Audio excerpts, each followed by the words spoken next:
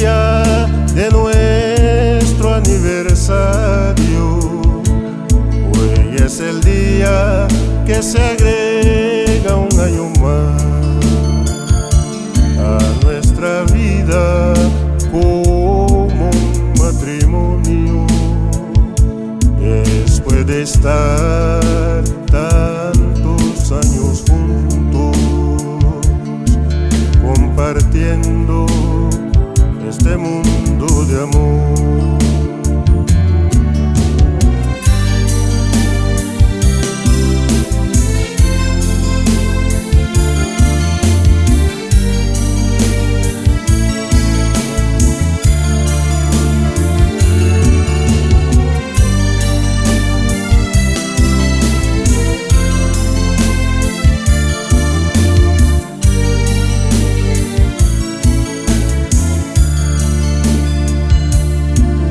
En esa época de todos los años, recordamos aquel momento especial, el día que unimos nuestra vida en matrimonio, cuando firmamos aquel pedazo de papel ante la ley